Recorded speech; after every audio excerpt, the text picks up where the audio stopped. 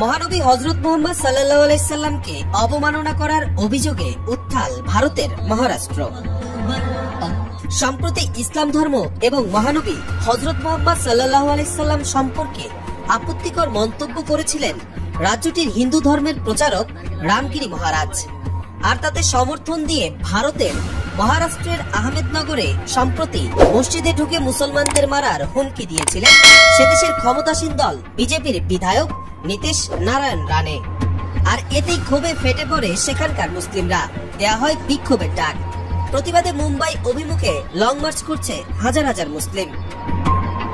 ইসলাম নিয়ে কটূক্তি ও ঘৃণাত্মক বক্তব্যের প্রতিবাদে 23 সেপ্টেম্বর রাতে AIMIM এর সাবেক সংসদ সদস্য ইমতিয়াজ জলিলের নেতৃত্বে এই পদযাত্রা শুরু হয়, যাতে অন্যান্য রাজনৈতিক ও সামাজিক দলও অংশগ্রহণ করে। ভারতীয় গণমাধ্যম টাইমস অফ ইন্ডিয়া এবং ফ্রি প্রেস জার্নাল সূত্রে জানা গেছে, বিক্ষোভকারীরা বিজেপি বিধায়ক নীতিশ রানে এবং রামগিরি মহারাজের বিরুদ্ধে ব্যবস্থা নেওয়ার দাবি জানিয়েছেন। তাদের বিরুদ্ধে ঘৃণার প্রচারণার অভিযোগে একাধিক FIR দায়ের করা হলেও কোনো ব্যবস্থা না নেয় ক্ষোভে এই পদযাত্রার আয়োজন করা হয়।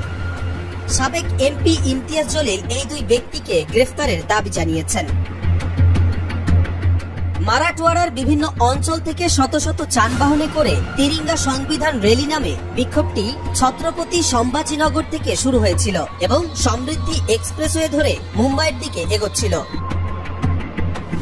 তবে মুম্বাইয়ের মূল শহরে ঢোকার সময় পুলিশ বিক্ষোভকারীদের আটকে দেয় এবং সব ধরনের যান চলাচল বন্ধ করে দেয়। এ সময় ভিড় নিয়ন্ত্রণ করতে পুলিশ লাঠিচার্জ করেছে বলেও জানা যায়।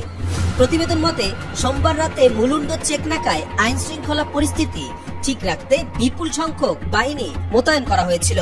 ঘটনাস্থলে অতিরিক্ত পুলিশ কমিশনার ACP এবং সিনিয়র পুলিশ ইন্সপেক্টররাও উপস্থিত ছিলেন। কবির চৌধুরী জয়, মাই টিভি।